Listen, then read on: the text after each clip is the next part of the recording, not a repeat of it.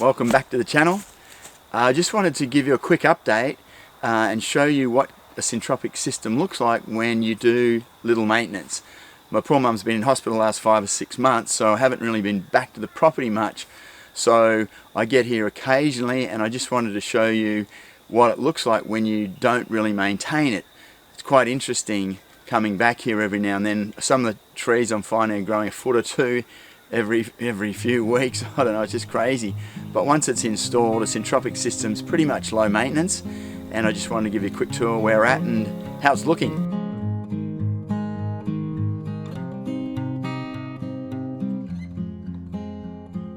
We can see the bananas just go crazy here. I've got about 40 kilos of frozen bananas in the freezer so far, and I'm going to start dehydrating them, but every time I come back I've got a bunch or two on the trees.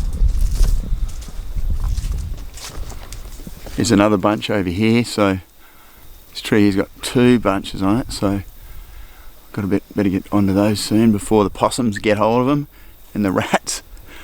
Although I don't really bag them. A lot of people bag the bananas, but I haven't really had to worry about it so much, so it's pretty low maintenance. I think the bagging thing is a bit of overkill. And here we've got a finger lime. These are prickly. They produce a beautiful caviar-like fruit. The finger lime's native to Australia, and in here you can see the birds love them because they put their little nests in there. There's a nest, there's no one in it at the moment, but they put them in there because it's prickly and other predators can't get them. So if they want to get in there, they've got to escape the shield of thorns. So finger limes are great for little robins and sparrows and whatnot. They get in there and use that as a bit of a protection, so they have their own little fortress. Anyone else comes in there, they're going to get spiked. The passion fruit vine has really taken off here. It's just going ballistic. There's hundreds of passion fruit on here. It can be a bit of a problem if it gets too much. You can see they're prolific in here. I picked up like 10 just on the ground, and they're all ripe earlier today. So once these guys get going, there's no stopping them.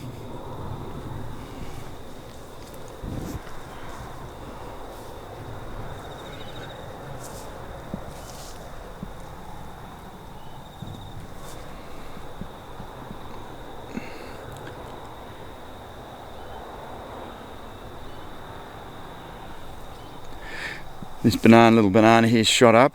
He's put up a couple of feet over the last few months, I've noticed. I've got a number of different varieties of bananas in here. I've probably got 4 or 5 different varieties at the moment. This basil bush, I'm constantly making basil pesto, and I'll do a little video on that.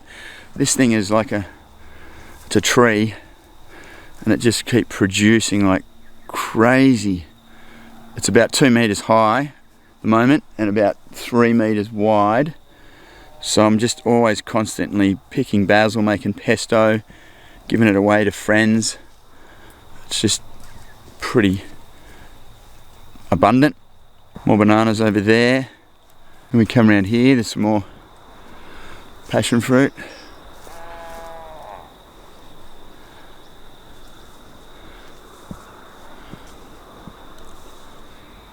You can see it's kind of starting to overtake. I've got a pomegranate under there somewhere. If I'm not careful, it'll shade it out. So I do prune it back, pull it out every now and then just to help the other plants so they don't get smothered. We've got some pomegranate here. They haven't fruited this one, but they do fruit well. I've got some, I'll show you in a minute, another tree I've got up the road. It's producing great pomegranates.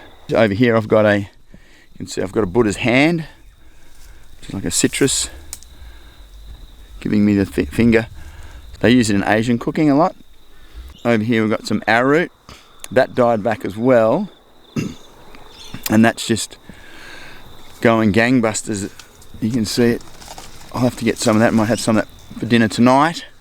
It's pretty easy to cook, and it actually tastes really good. I think it's better than this potato. It's really got a nutty flavour. I just use a bit of coconut oil and grill them, and they hold their hold their texture and they don't break up like a potato does when it gets wet, when it gets cooked. So yeah, I use them a bit, so they're good. Then I've got an apple tree here. He's shot up about 3 meters tall now, so he's been producing some good fruit, but he'll pump out some more fruit this year, no doubt. I've got this is a native raspberry. It's really, look at the size of this thing, so it fruits like crazy, this tree as well, bush, and just prolific. So I've got a feijoa under here. You can see the feijoa's getting caught under the raspberry. I'll clean that up when I get a chance. And over here I've got a Burdekin plum. This guy will get 10 to 15 meters tall, maybe bigger. So he's shot up in the last 3 or 4 months as well. So he's got the roots down and he's just going for it. Some chilies here.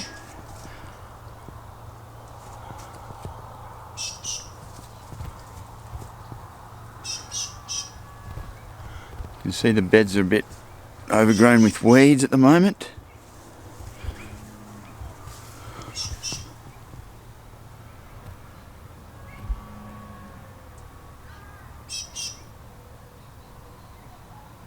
Over here we've got some, this is a monster pomegranate. A few big pomegranates in here. That thing is huge. Take that off. Good size one. Basil are going absolutely crazy. Some of these big ones in here got turmeric and basil, galangal.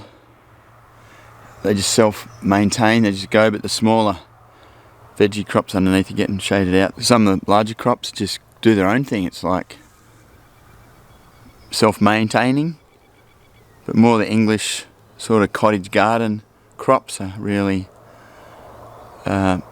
unsustainable if you're not managing them on a weekly basis. Down here I've got some avocados. You can see them near the compost pile here, the bin. They've self-seeded, they've shot up. I have to transplant those later somewhere else because they're not going to survive under there, but that just shows you how easily avocado seed sprout from seed. A good 2 or 3 foot there, so they weren't there a few months ago. So what I'm doing here is this is pigeon pea, so I use it as a nitrogen fixer, so it's good for building soil. So I just place it around the bottom of the trees. It's like a mulch, so it gets in there and it helps build the soil and helps give it some nutrients, so it's high nitrogen.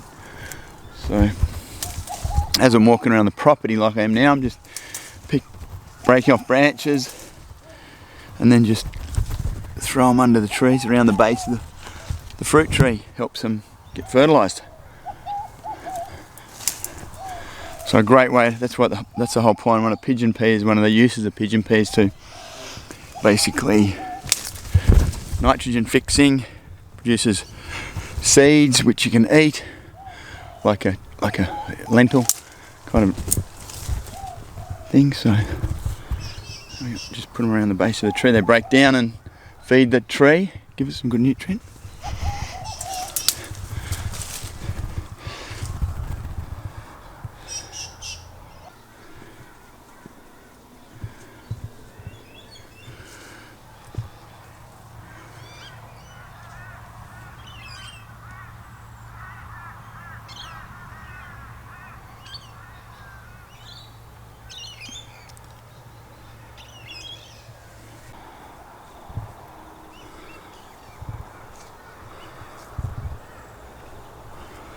This basil tree, bush, whatever you want to call it, is huge. It's starting to take over here. I'm going to have to prune that back hard. It's got so much on it. It's starting to shade out some of these other fruit trees over there.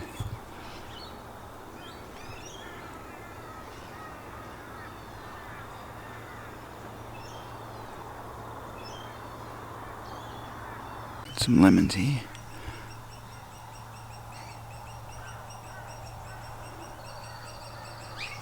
Pumpkins are starting to run here, so that's good. We've got one down here.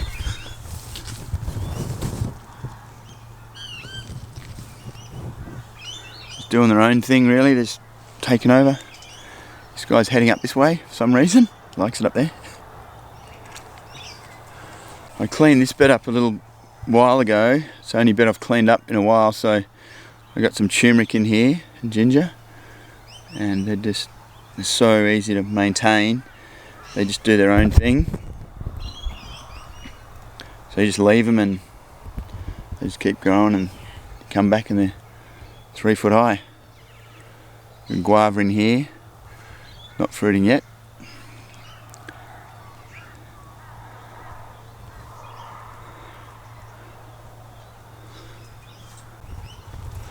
Another banana tree. Hasn't got any fruit on it at the moment. And under here I had some garden beds. Now they're just covered. I've got trees in here amongst all this. You can see I've got persimmons, apple, some Burdekin plums, big ones. This bed is, you can see I haven't maintained it, so it's just got a bit weedy, but that's alright, won't take long to redo that. Just a bit of newspaper, cardboard and mulch and knock it over in a half hour or so. So it's pretty low maintenance. Once I do that mulching system, it's really quick. See, it's becoming jungle-like in here. So we just lay the pigeon pea on the beds. Like that's pretty quick mulching, and it puts that nitrogen back into the soil. This coffee's looking good. Got new growth on it, shot up there, so that's just doing its own thing. Looking really good there. Can't seem to get the pond empty. So the pond is still 100% full there. About 6 foot or 7 foot of water in that. So there's a lot of water there.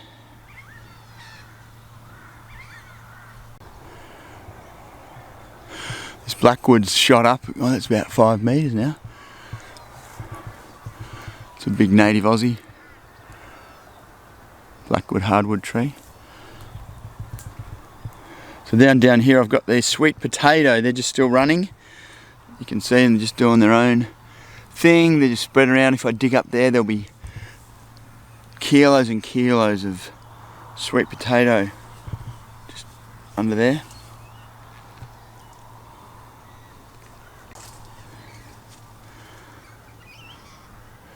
There's a taro, or taro, whatever you want to call it.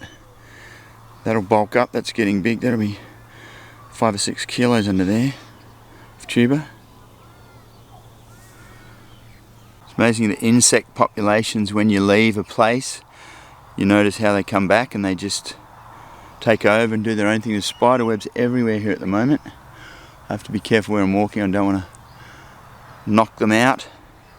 Try to leave them. Sometimes I notice the spiders actually make webs. They know where I'm walking, so they're kind of intuitive, and they make a web so I can get past without damaging their web, which is like pretty interesting. And I've just started noticing that.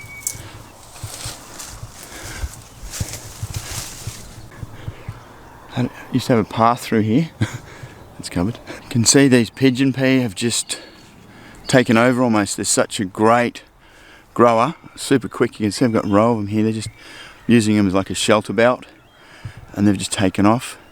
And I just break them off and then just put them around the trees, as I said earlier. They're just such a quick grower. Such a quick grower. This is a yacon down here. This will start to come good, and there'll be crop under that.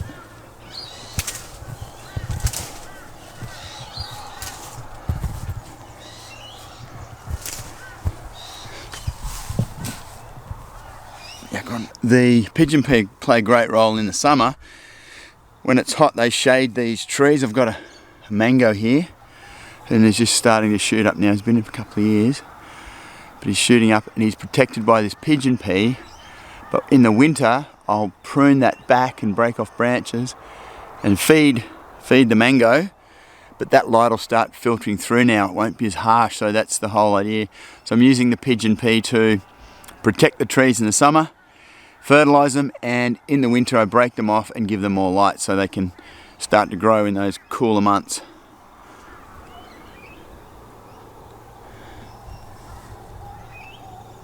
So I've got mango, yacon and bananas all growing to about a metre of each other. Another bunch of bananas here, a little different variety. Starting to rain on me here, so better go back inside. It's been quite wet of late. There you go, there's a bit of an idea what's going on, and also for me, see what's happening out here. Yeah, a lot of fruit aren't fruiting at the moment because it's not that time of year, it's going into winter, so we'll start to see things ramp up in about 3 or 4 months. But everything's looking healthy and got good rain. Mango here, banana, persimmon, pomegranate. Here's another one of those spider's webs. There we go, so a bit of, just from a quick walk around, we've got pomegranate, passion fruit, some chilies, some basil.